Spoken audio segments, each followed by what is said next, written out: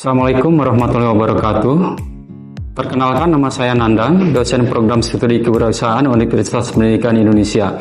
Bidang kajian saya adalah manajemen kewirausahaan. Selama ini saya mengampu mata kuliah yang berkaitan dengan manajemen kewirausahaan dalam kajian kewirausahaan, seperti mata kuliah dasar-dasar kewirausahaan, manajemen sumber daya manusia, pengantar bisnis, pengambilan keputusan bisnis, mentoring bisnis, manajemen pemasaran, dan lain-lain. Tujuannya untuk mengembangkan kreativitas, manajemen proyek, dan kerja tim, serta membiasakan mahasiswa menyelesaikan tugas kompleks seperti di dalam dunia kerja dan memperkuat keterampilan presentasi dan komunikasi profesional. Sehingga dengan penggunaan metode ini diharapkan dapat mendorong mahasiswa menjadi aktif, mandiri, dan problem solver, menghubungkan teori dan konteks dunia nyata, serta membangun sikap kerja kolaboratif dan inovatif. Mata kuliah ini bertujuan memberikan pemahaman dasar bagi mahasiswa terkait konsep, prinsip, dan praktik kewirausahaan secara komprehensif. Mata kuliah ini dirancang untuk membentuk pola pikir kewirausahaan yang kreatif, inovatif, adaptif, serta tangguh dalam menghadapi risiko dan perubahan. Mahasiswa diharapkan memiliki keberanian mencoba hal baru, berpikir out of the box, dan mampu mengambil keputusan dalam situasi penuh ketidakpastian.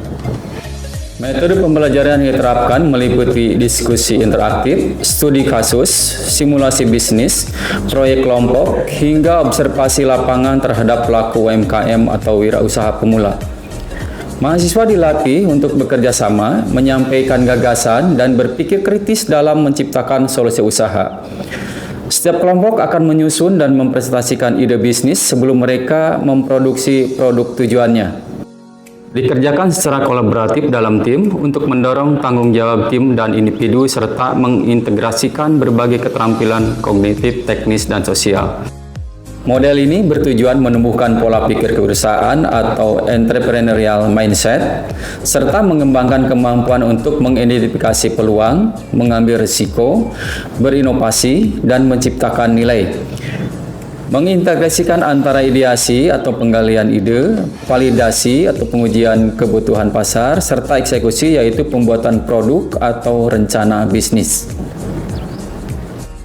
Dengan pendekatan yang menyeluruh ini, mata kuliah dasar-dasar kewirausahaan menjadi landasan penting dalam membentuk lulusan yang tidak hanya memahami konsep usaha, tetapi juga mampu menjadi pelaku usaha yang mandiri, beretika, inovatif, serta memberikan kontribusi nyata bagi masyarakat. CPMK 1 yaitu mahasiswa mengaplikasikan konsep dasar kewirausahaan, menjelaskan esensi dari kewirausahaan, serta memahami perbedaan wirausaha dengan pedagang. Kemudian CPMK 2 yaitu mahasiswa mampu mengaplikasikan konsep wirausaha, faktor-faktor penting dalam wirausaha, serta membedakan antara konsep bisnis dan wirausaha. CPMK 3 yaitu mahasiswa mampu menjelaskan konsep sumber daya manusia serta luang lingkupnya termasuk pengadaan, pengembangan, dan pemeliharaan. CPMK 4 yaitu mahasiswa mampu menguasai, mengintegrasikan, dan mengaplikasikan konsep dasar produksi, keuangan, dan pemasaran dalam berwirausaha. Selanjutnya CPMK terakhir yaitu CPMK 5 yaitu mahasiswa memiliki kecakapan dan kemampuan untuk merintis usaha melalui penyusunan bisnis model kanvas dan bisnis plan. Terakhir, berikut saya sampaikan proses penilaian pada mata kuliah dasar-dasar kewirausahaan. Pertama, partisipatif, bobotnya 25%, kemudian yang kedua adalah penilaian kuis, melalui kuis ya 10%, kemudian yang ketiga tugas 15%, keempat UTS 20% bobotnya, dan terakhir proyek sekitar 30%. Dengan pendekatan ini, saya berkomitmen untuk menciptakan pembelajaran yang berpusat pada mahasiswa sekaligus menyiapkan lulusan yang mampu berpikir kritis, adaptif terhadap perubahan, serta siap menghadapi tantangan dunia kerja di bidang kewirausahaan yang dinamis. Dalam perkuliahan ini, mahasiswa dikenalkan pada pengertian kewirausahaan, sejarah pengembangan kewirausahaan, peran wirausaha dalam perekonomian, karakteristik wirausahawan sukses, serta motivasi dan nilai-nilai etika berwirausaha. Selain itu, mahasiswa juga diajarkan bagaimana cara menggali ide bisnis, menganalisis peluang pasar, melakukan studi kelayakan, merancang model bisnis awal, serta menyusun rencana usaha secara sistematis dan aplikatif. Fokus utama lainnya adalah membangun keberanian untuk memulai usaha secara mandiri berdasarkan potensi diri dan lingkungan sekitar. Baik, untuk tahapan berikutnya, mari kita simak video pembelajaran mata kuliah dasar-dasar kewirausahaan. Assalamualaikum warahmatullahi wabarakatuh.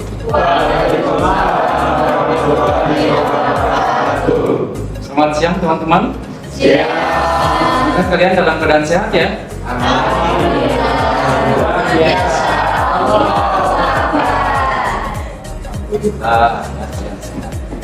Alhamdulillah kita ini pertemuan pertama dengan saya ya, setelah mungkin bisa disebut pertemuan kedua ya, tapi di kuliah mungkin pertemuan pertama kali ini ya dengan saya, karena kalian baru bertemu di hari ini perkuliahan dengan saya, walaupun kita awalnya sempat ketemu mungkin waktu lewat kegiatan mukaku ya, kita saling ketemu itu, dan saat ini baru ketemu lagi dengan saya. Oke, teman-teman begini, mata kuliah ini adalah mata kuliah dasar-dasar kewirausahaan. Ini merupakan mata kuliah keahlian program studi ya. Jadi ini sangat wajib, saya tekankan sangat ya, sangat wajib. Karena kalau kalian tidak lulus di mata kuliah ini, kalian ada beberapa mata kuliah yang semestinya bisa diambil di semester depan, kalian tidak akan bisa mengambilnya. Paham ya? Oke, untuk mengawali pertemuan kali ini, saya akan menyampaikan dulu aturan perkuliahan ya. Nah, karena ini perlu sekali kalian bisa diketahui. Ya, yang pertama, bahwa tadi saya sampaikan mata kuliah dasar-dasar kewirausahaan ini merupakan mata kuliah keahlian program studi yang memberikan kerangka dasar bagi kalian untuk mempelajari mata kuliah lanjutan dan sifatnya wajib. Kemudian saya ingin memberikan aturan kepada kalian ya, bahwa toleransi ketidakhadiran itu saya kasih 15 menit. Cukup? Cukup. Tapi saya ingin berkomitmen dengan kalian ya. Kalau kalian lebih dari 15 menit, bagaimana kira-kira? Saya ingin tawarkan, apakah bisa tetap masuk atau tidak boleh masuk keluar. Hanya kalau untuk tetap tercatat sebagai hadir, saya berkomitmen inginnya 15 menit. Kalau lebih dari 15 menit, kalian tetap dianggap tidak hadir. Tapi kalau untuk maksud saya, ini saya barusan bertanya tuh, kalau kalian tetap mau mengikuti perkuliahan saya akan persilahkan. Bagaimana menurut kalian kira-kira? Apakah bisa dipersilahkan yang yang telat itu, atau kita tetap tadi komitmen tidak usah, di luar saja? Boleh usah masuk? Boleh ya? Oke. Kemudian lama kuliah dengan saya, saya harapkan HP disimpan saja ya. Tolong disimpan saja, tidak ada HP di meja ya. Biar kalian bisa lebih konsen, silahkan tatap aja saya sepuasnya ya. Oke. Lebih lanjut, kalian boleh menggunakan pakai tampilan casual ya, kalian boleh pakai kemeja, kemudian boleh juga pakai kaos, tetapi harus yang berkerah, istilahnya kaos pangki atau polo lah, mungkin lebih akrabnya di kalian itu ya. Kemudian kalian juga boleh pakai jeans ya, tetapi kalian tetap harus pakai sepatu dan tidak boleh pakai sendal sepatu, apalagi pakai sendal, tidak boleh ya. Saya tidak akan mengizinkannya. Kalian silakan untuk tidak mengikuti kuliah saya apabila kalian menggunakan sandal sepatu ataupun apalagi sandal, kecuali sakit, kakinya sakit, mungkin saya bisa mentoleransi. Oke, teman-teman, lebih lanjut ya, kehadiran kalian maksimal, kalau tidak hadir itu sekitar 20%, artinya kehadiran kalian minimal 80% itu kalian harus hadir di kelas ini ya. Sakit, kecuali sakit dokter yang akan mungkin nanti bisa menolong kalian, walaupun misalkan beberapa hari, lebih dari 3 hari, kalau ada surat dari dokter, oke, sakit itu dianggap bisa ditolerir mungkin untuk kehadirannya ya. Kenapa? Karena aturan yang sudah berlaku di sini, apabila kalian kurang dari 80% hadiran, kalian tidak akan bisa mengikuti UAS, ya.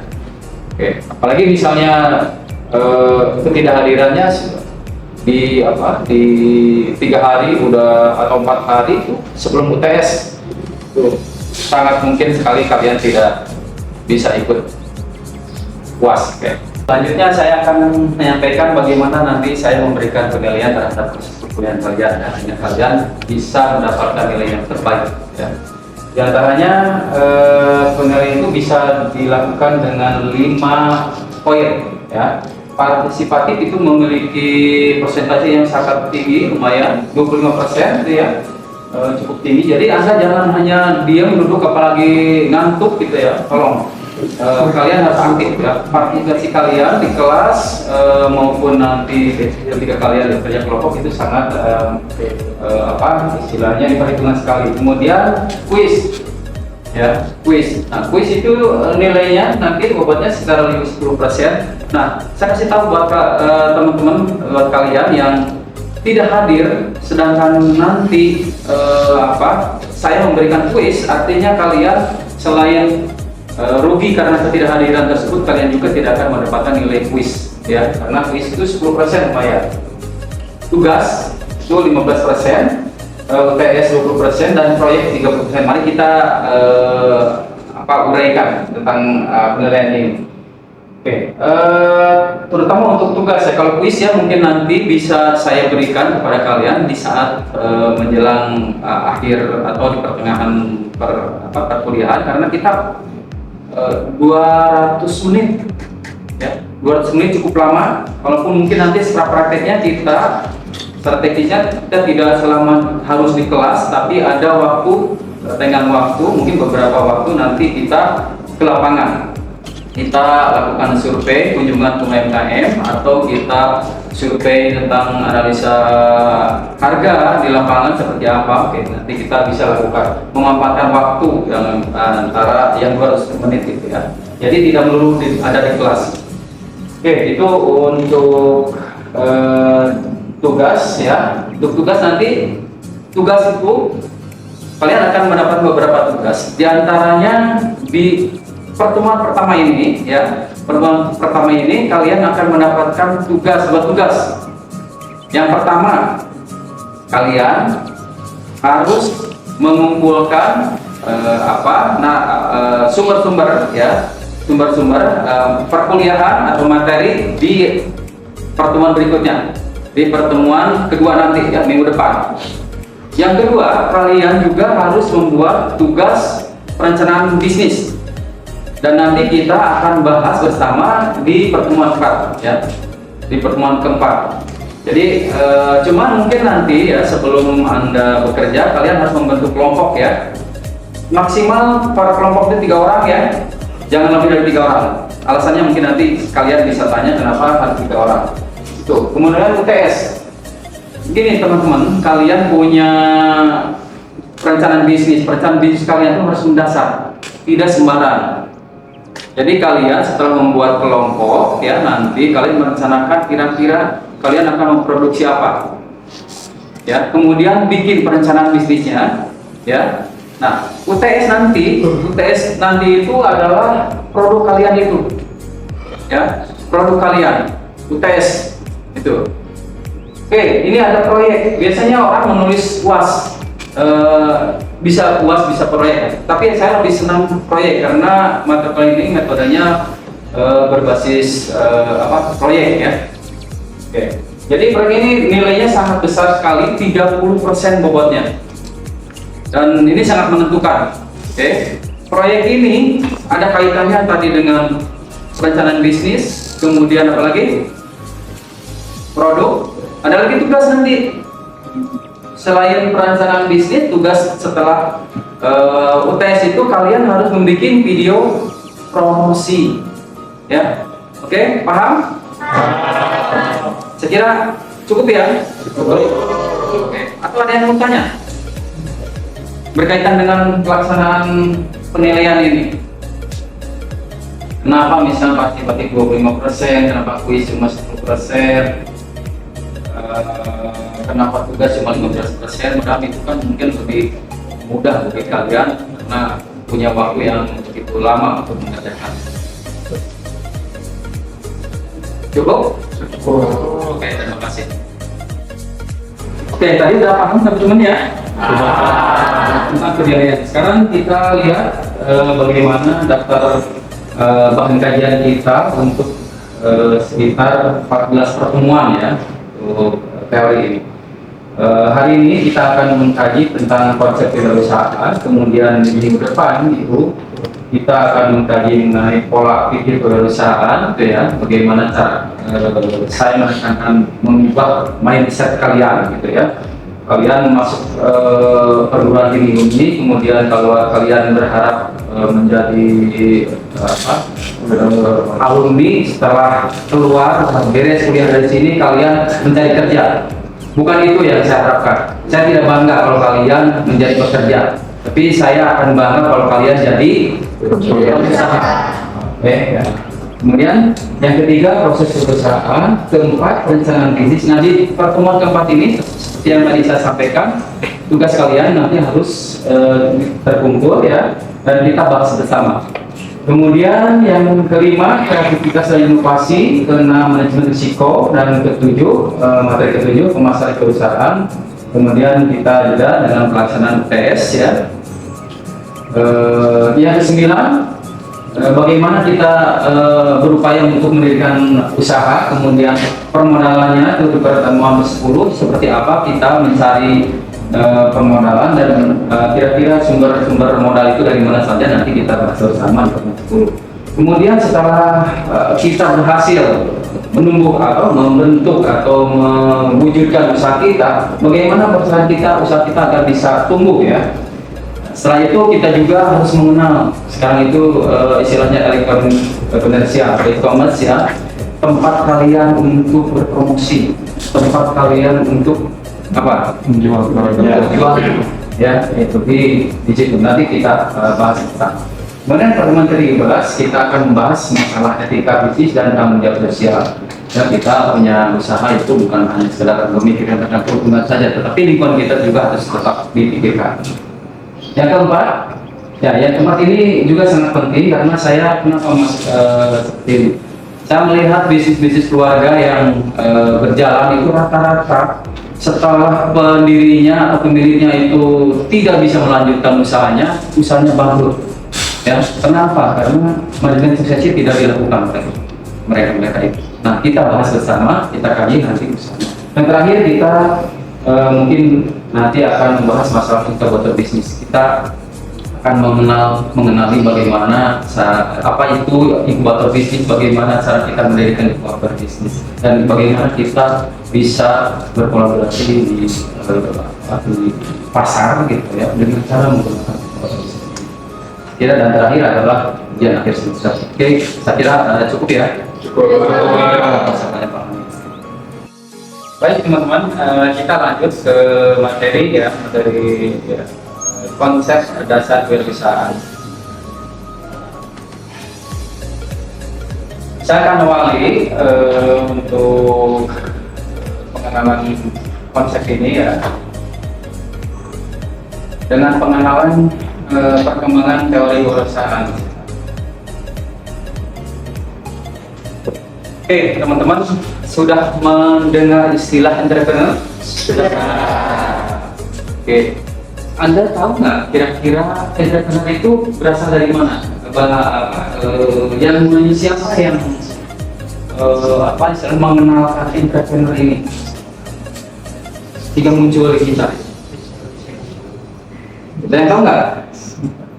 Oke ya, oke. Di sini di slide saya sudah tertera. Jadi istilah entrepreneur itu berasal dari Eropa ya, di sekitar abad ke-17 ya, dan dikenalkan oleh Richard Cantillon. Maaf kalau pelafalan bahasa saya ini salah ya.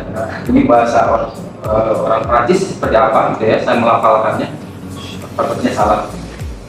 Richard Cantillon ini mengenalkan istilah entrepreneur. Entrepreneur itu dia mendefinisikan bahwa seorang entrepreneur itu adalah seorang yang penanggung risiko ya. Nah, entrepreneur sendiri di abad 17 itu ya dipahami oleh masyarakat sekitar di sana itu bahwa entrepreneur itu adalah orang yang bertanggung jawab di dalam pengelolaan proyek berskala besar. Sedangkan di saat itu di Prancis ya, yang bisa memberikan proyek skala besar itu hanya pemerintah, ya. Sehingga di situ berkembang definisi tentang entrepreneur itu, yaitu ya entrepreneur itu di sana diartikan bahwa sebagai seorang penanggung jawab risiko yang mengadakan kontrak kerja dengan pemerintah. Begitu, sangat sederhana ya. Itu entrepreneur. Mengacu ke tadi yang disampaikan oleh Richard Chamberlain ya, yaitu entrepreneur itu adalah penanggung risiko. Kemudian teori-teori tentang entrepreneur itu terus berkembang di sana, di Eropa, terutama di Prancis ya. Muncul lagi Jean-Baptiste Say itu tahun 1803. Dia itu si Jean ini yang mengembangkan ide yang disampaikan oleh Richard Chamberlain ya. Tapi dia mengembangkan dengan faktor-faktor produksi, menggabungkan antara entrepreneur dengan faktor produksi. Faktor produksi itu kalian ada yang tahu nggak? Faktor produksi itu apa? Belum tahu. Oke, saya sebutkan. Faktor produksi itu di zaman Richard Chamberlain itu disebutkan bahwa termasuk tanah, kemudian tenaga kerja dan modal. Nah, si Richard Chamberlain ini memisahkan antara entrepreneur dengan modal. Sedangkan si Jean-Baptiste Say ini menggabungkan antara entrepreneur dengan modal, dengan faktor-faktor produksi tersebut, dengan harapan menghasilkan produk dan jasa. Gitu ya. Ini menurut Jean-Baptiste Say.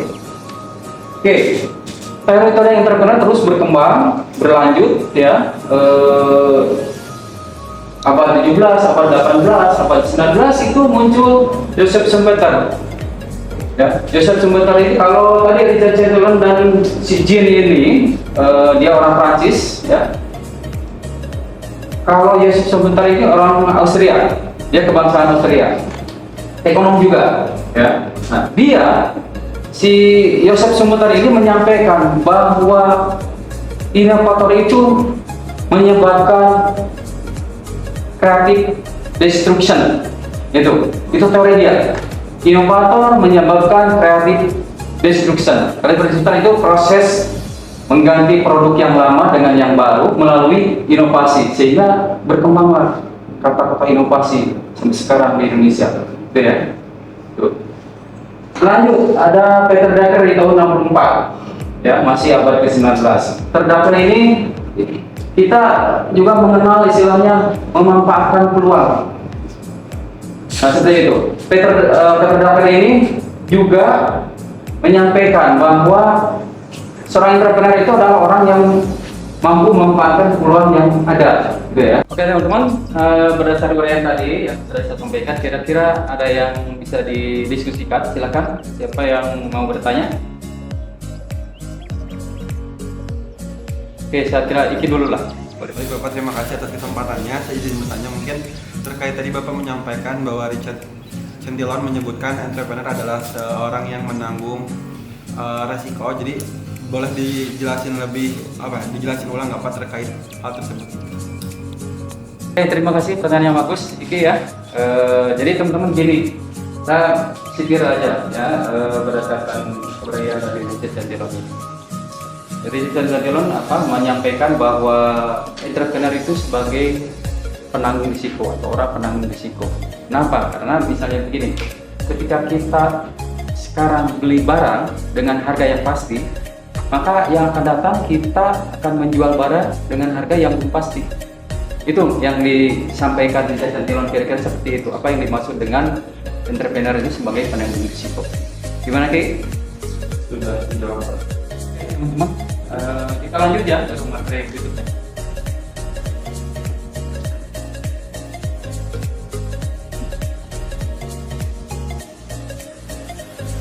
Oke, teman-teman, saya ingin menyampaikan bahwa entrepreneur itu memiliki peran dan fungsi dan peran. Ya.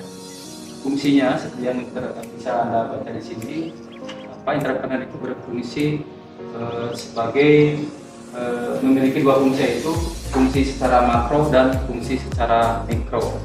Ya. Apa itu yang dimaksud dengan fungsi secara makro? Fungsi secara makro itu yaitu entrepreneur memiliki peran ya sebagai penggerak, pengendali dan pemacu perekonomian suatu bangsa.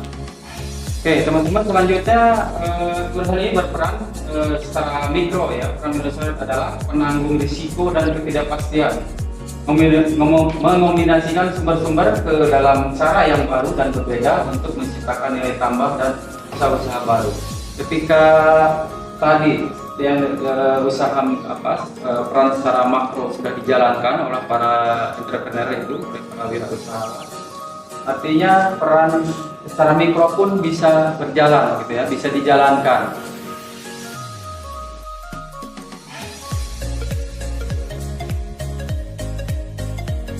Kemudian secara makro, entrepreneur ini berperan sebagai penggerak, pengendali dan pemacu perekonomian suatu bangsa. Penggerak begini, teman-teman, ketika kalian itu sudah menjadi entrepreneur, kemudian kalian bisa menyerap tenaga kerja, kemudian kalian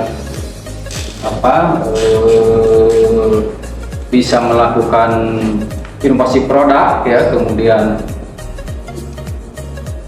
ketika kalian berhasil menyerap tenaga kerja dan kalian bisa melakukan inovasi produk, akan tercipta pasar-pasar baru ya, pengangguran terkendali ya, produk-produk baru, kemudian pasar-pasar baru juga tercipta, sehingga semakin banyak SDM yang bisa diserap, semakin banyak sumber daya yang bisa diserap juga.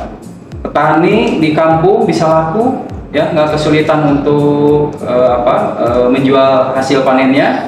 Kemudian orang-orang yang berproduksi juga bisa laku karena apa? Karena pasar tersedia, pasar-pasar baru tercipta. Artinya pengendalian ini terjadi ya, pengendalian terjadi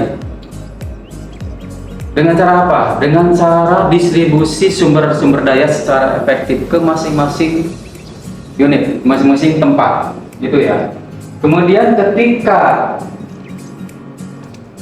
pengendalian ini terjadi, penggerak dan pengendalian ini sudah tercipta ya, sudah diperankan oleh perusahaan, maka perusahaan ini bisa berperan sebagai pemacu perekonomian ekonomi suatu bangsa. Selanjutnya teman-teman, fungsi mikro ini secara umum wirausaha memiliki dua peran, yaitu sebagai penemu dan sebagai perencana. Tadi sudah saya uraikan tentang fungsi dan peran daripada entrepreneur dan perusahaan ya. Mudah-mudahan kalian tidak puas dengan penyampaian saya, sehingga kalian berupaya untuk menggali lebih dalam ya secara mandiri. Silakan ya. Saya kira untuk pertemuan kali ini kita cukupkan sampai di sini ya. Terima kasih. Assalamualaikum warahmatullahi wabarakatuh.